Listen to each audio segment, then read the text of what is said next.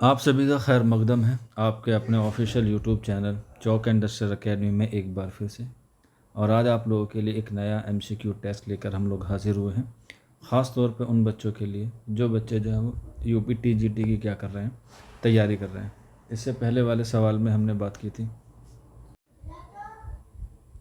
तो इसके बाद आज जो है वो हमारा अगला सेशन है। हालांकि सेशन को शुरू करने से पहले आप पिछले सवाल यानी कि जो पिछला होमवर्क था क्वेश्चन नंबर 51 का, उसका जो आंसर है वो है मिर्ज़ा गालिब, यानी कि मिर्ज़ा असदुल्ला खां गालिब जो है वो उसका सही आंसर है। काफ़ी बच्चों ने जो है उसका रिप्लाई दिया है और उसी सीरीज़ को हम लोग जो है वो आज आगे बढ़ाएंगे। अगला सवाल है, हुआ जब कुफ्र साबित की ख़ास खूबियाँ क्या हैं। क्वेश्चन नंबर 68 है, तो इसके 4 ऑप्शन दिए गए हैं। आपको इसमें से सही ऑप्शन की निशानदेही करनी है, तो आंसर हो जाएगा ऑप्शन ए यानी कि तमसीली अंदाज़। अगला सवाल है, हुआ जब कुफ्र साबित है वो तमगाए मुसलमानी कसीदे में कुल कितने अशार हैं। क्वेश्चन नंबर 69 है और इसका सही आंसर हो जाएगा ऑप्शन 2 यानी कि 48। इसके अलावा हुआ जब कुफ्र साबित में तशबीब के कितने अशार हैं। तशबीब जो है वो कसीदे का सबसे अहम इज्जाए तरकीबी होता है, ये हम लोग कह सकते हैं सबसे पहला इज्जाए तरकीबी होता है, जिसे हम लोग तमहीद भी कहते हैं। और इसी की मुमासलत में क्या होती है, गज़ल होती है। गज़ल और तशबीब का जो पहला शेर होता है उसे हम लोग मतला कहते हैं। तो तशबीब में कितने अशार हैं, क्वेश्चन नंबर 70 में। इसका सही आंसर हो जाएगा ऑप्शन ए यानी कि 21। अगला सवाल है, मिर्ज़ा मोहम्मद रफ़ी सोदा किसकी तसनीफ़ है। क्वेश्चन नंबर 71 है और इसका सही आंसर हो जाएगा ऑप्शन 2 यानी कि खलीक अंजुम की ये तसनीफ़ है। अगला सवाल है, नेक्स्ट क्वेश्चन है, ज़ौक़ की पैदाइश कब हुई। ज़ौक़ यानी कि शेख मोहम्मद इब्राहिम ज़ौक़ की पैदाइश कब हुई, तो इसका सही आंसर हो जाएगा ऑप्शन 2 1789 में जो है वो इनकी क्या हुई, पैदाइश हुई। तो ऑप्शन 2 जो है वो करेक्ट आंसर हो जाएगा। और कहाँ पर हुई, तो याद रख लीजिएगा दिल्ली में हुई। और वफ़ात 1854 में हुई। कहाँ पर हुई, ये भी दिल्ली में हुई, क्योंकि ये भी दिल्ली को जो है वो कभी खैराबाद कह के नहीं गए। जैसे ख्वाजा मीर दत्त और शेख मोहम्मद इब्राहिम ज़ौक़ जो है वो दोनों ही कभी भी दिल्ली को खैराबाद कह के नहीं गए। अगला सवाल है, ज़ौक़ का ख़ानदानी पेशा क्या था। पेशे का मतलब होता है उनका काम क्या था। क्वेश्चन नंबर 73 है, तो इसका जो सही आंसर हो जाएगा ऑप्शन ए जो है वो करेक्ट आंसर हो जाएगा। अगला सवाल, ज़ौक़ के उस्ताद का क्या नाम है। क्वेश्चन नंबर 74 है, तो इसका सही आंसर हो जाएगा ऑप्शन ए यानी कि शौक़, और उसी की निस्बत से उन्होंने अपना नाम रखा था ज़ौक़। यहीं पर एक सवाल आता है कि शेख मोहम्मद इब्राहिम ज़ौक़ के कितने शागिर्द हैं, तो याद रख लीजिएगा ज़ौक़ के 3 शागिर्द हैं, ज़ोय, ज़ाल, वाव और काफ, यानी कि 3 है ज़ौक़ में। तो ज़ौक़ के 3 शागिर्द हैं, जिसमें पहला नाम आता है हमारे पास मोहम्मद हुसैन आज़ाद का, मोहम्मद हुसैन आज़ाद। इसके अलावा दाग दहलवी का, और इसके अलावा बहादुर शाह ज़फ़र, बहादुर शाह ज़फ़र। ये 3 जो है वो शेख मोहम्मद इब्राहिम ज़ौक़ के क्या हैं, शागिर्द हैं।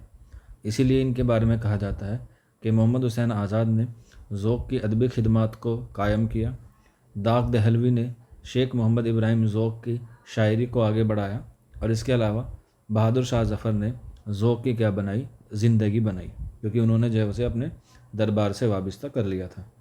अगला सवाल है, ज़ौक़ को ख़ाक़ानी हिंद का खिताब किस बादशाह ने दिया। क्वेश्चन नंबर 75 है, तो इसका सही आंसर हो जाएगा ऑप्शन 3 यानी कि अकबर शाह सानी ने उनको ख़िताब दिया था ख़ाक़ानी हिंद का। अगला सवाल, सावन में दिया फिर मैं सवाल दिखाई, ये कसीदा किसकी मदा में है। क्वेश्चन नंबर 76 है और इसका सही आंसर हो जाएगा ऑप्शन 2 यानी कि ये बहादुर शाह ज़फ़र की मदा में है। और किसने कहा है, तो आंसर हो जाएगा शेख मोहम्मद इब्राहिम ज़ौक़ जो है वो इसका दुरुस्त आंसर हो जाएगा। अगला सवाल है, दुनिया का सबसे बड़ा लिसानी ख़ानदान कौन सा है। तो पूरी दुनिया में तकरीबन 8 ख़ानदान हैं, जिसमें उर्दू के हवाले से 2 ख़ानदान अहम हैं, सामी और हिंद आरियाई, या हिंद ईरानी भी जो है वो हम लोग इसे कहते हैं। तो क्वेश्चन नंबर 77 है, तो इसका सही आंसर हो जाएगा ऑप्शन ए यानी कि हिंद यूरोपी, क्योंकि हिंद आरियाई या हिंद यूरोपी बात एक ही है। इसके बाद अगला सवाल बढ़ते हैं, हिंद यूरोपी ख़ानदान लिसान की कितनी शाखें हैं। क्वेश्चन नंबर 78 है और इसका जो सही आंसर हो जाएगा वो हो जाएगा ऑप्शन 3 यानी कि 11 है। अगला सवाल, उर्दू ज़बान किस ख़ानदान से निकली है? बड़ा ही इंपॉर्टेंट सवाल है। और हिंद यूरोपी कह लें या हिंद आर्याई कह लें तो आंसर हो जाएगा ऑप्शन ए यानी कि हिंद आर्याई की जो है वो ख़ानदान की ज़बान है। अगला सवाल है क्वेश्चन नंबर 80, वनफ्रेड पी बिरहम ने तमाम ज़बानों को कितने ख़ानदान में तकसीम किया है? क्वेश्चन नंबर 80 है और इसका सही आंसर हो जाएगा ऑप्शन 3 यानी कि 7। हालांकि ये क्वेश्चन इतना इंपॉर्टेंट नहीं है जितना गैरीसन का है। एग्ज़ाम में अक्सर जो है वो गैरीसन का पूछा जाता है कि गैरीसन ने कितने ज़बानों में तकसीम किया है, तो आंसर हो जाएगा 8 ख़ानदानों में जो है वो तकसीम किया है। अगला सवाल, हिंद आर्याई अहद को कितने हिस्से में तकसीम किया गया है? तो इसका जो सही आंसर हो जाएगा ऑप्शन 2 यानी कि 3 में, जिसमें से पहला आता है हमारे पास कदीम हिंद आर्याई, जिसका टाइम पीरियड 1500 कबल मसीह से लेके 500 कबल मसीह तक शुरू होता है। इसके बाद अहद वस्ता, जिसे हम लोग मेडिवल भी कहते हैं, 500 कबल मसीह से लेके 1000 ईस्वी तक। और इसके बाद जदीद हिंद आर्याई, जदीद हिंद आर्याई, इसका जो टाइम पीरियड शुरू होता है वो होता है 1000 से लेके ताहाल तक यानी कि आज तक। इसके बाद आगे बढ़ते हैं क्वेश्चन नंबर 81, हिंद आर्याई, अच्छा ये तो हो गया क्वेश्चन नंबर 81। नेक्स्ट हमारे पास मगरिब हिंद की कितनी बोलियां हैं? बहुत मशहूर सवाल है और इम्पोर्टेंट सवाल है। आंसर हो जाएगा 2 यानी कि 5, जिसमें से कौन कौन सी आती हैं? एक आती है आपकी खड़ी बोली, खड़ी बोली के बाद हरियाणवी, जिसको हम लोग जाटू भी कहते हैं। हरियाणवी के अलावा कन्नौजी, कन्नौजी के अलावा बुंदेली और बुंदेली के अलावा ब्रजभाषा। और इसीलिए मोहम्मद हुसैन आज़ाद ने कहा है कि हमारी ज़बान ब्रजभाषा से निकली है। ये किसका कौल है? तो आंसर हो जाएगा मोहम्मद हुसैन आज़ाद का। अगला सवाल है, अष्टाध्याय किसकी तख्लीक है?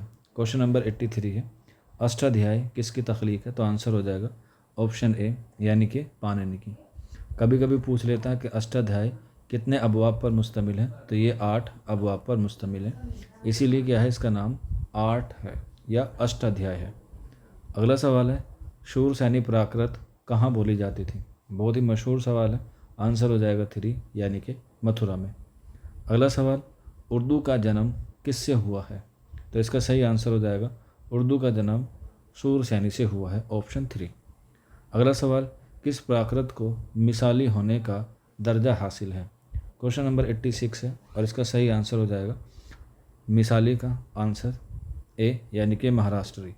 और याद रख लीजिएगा, महाराष्ट्री या मराठी को ही मौसीकी की ज़बान कहा जाता है या शायरी की ज़बान कहा जाता है। एग्ज़ाम में अक्सर पूछा जाता है। अगला सवाल, अभ्रंश के कवायद किसने तरतीब दिए हैं? क्वेश्चन नंबर 87 है और इसका जो सही आंसर हो जाएगा ऑप्शन 3 यानी कि हेमचंद ने। अगला सवाल है, खड़ी बोली की सबसे अहम खुसूसियत क्या है और उसके इसमें इफ़आल इसम ज़माइर किस पर ख़त्म होते हैं? क्वेश्चन नंबर 88 है और इसका जो सही आंसर हो जाएगा वो हो जाएगा ऑप्शन 1 पे यानी कि अलिफ जो है उसका करेक्ट आंसर हो जाएगा क्वेश्चन नंबर 88 का, ऑप्शन 2। ये जीब नहीं है, 2 हो जाएगा। अगला सवाल, इंसानी आवाज़ के साइंस मुताले का नाम क्या है? क्वेश्चन नंबर 89 है तो इसका सही आंसर हो जाएगा ऑप्शन 2 यानी कि सूतियात। यहाँ पे जीम का मतलब जवाब से होता है, इसलिए आप लोग कंफ्यूज मत होइएगा। कभी कभी जो है वो सही तरीके से जो है वो चीज़ें नहीं हो पाती। अगला सवाल, ज़बान का ताल्लुक़ किससे है? क्वेश्चन नंबर 90 है, इसका सही आंसर हो जाएगा तलफ़ुज़कार यानी कि ऑप्शन ए। अगला सवाल है, तवील मुसव्वतों की तादाद कितनी है? क्वेश्चन नंबर 91 है तो इसका सही आंसर हो जाएगा ऑप्शन ए यानी कि 7।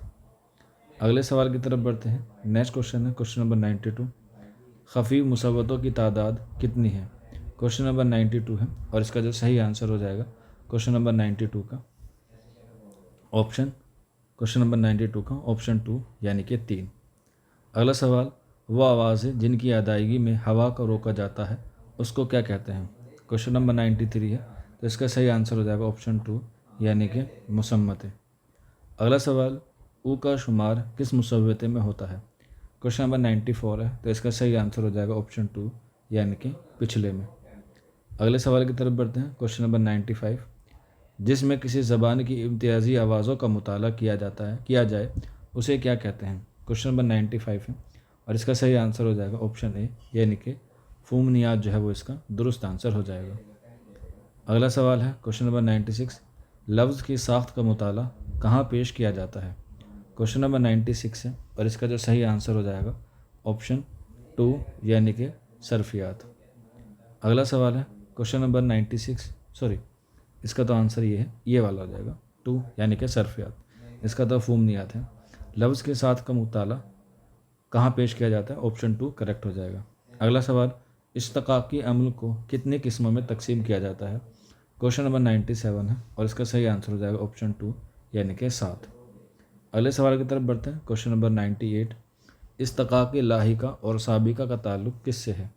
क्वेश्चन नंबर 98 है और इसका जो सही आंसर हो जाएगा वो हो जाएगा ऑप्शन 4, यानी कि मारफी मिनियात इसका करेक्ट आंसर हो जाएगा। अगला सवाल है क्वेश्चन नंबर 99, नावल खुदा की बस्ती में कितनी फसलें हैं। क्वेश्चन नंबर 99 है और इसका सही आंसर हो जाएगा क्वेश्चन नंबर 99 का ऑप्शन ए, यानी कि 11। तो ये जो है वो आज के हमारे सवाल थे। और एक सवाल, जैसा कि आपको मालूम है कि एक सवाल आपको होमवर्क के लिए दिया जाता है, तो क्वेश्चन नंबर 900 जो है वो आपके लिए होमवर्क है। क्वेश्चन नंबर 100 है आप लोगों का, नावल खुदा की बस्ती में राजा शामी और नौशा का आपस में क्या ताल्लुक़ है। तो इस सवाल का जवाब आप लोग जो है मुझे कमेंट बॉक्स में ज़रूर दें, और कमेंट बॉक्स में आपको जो है वो क्वेश्चन नंबर 100 लिख के जो है वो आंसर देना है। तो आज के सेशन में बस इतना ही। मिलते हैं आप लोगों से जल्दी नेक्स्ट वीडियो में। शुक्रिया फॉर वॉचिंग दिस वीडियो।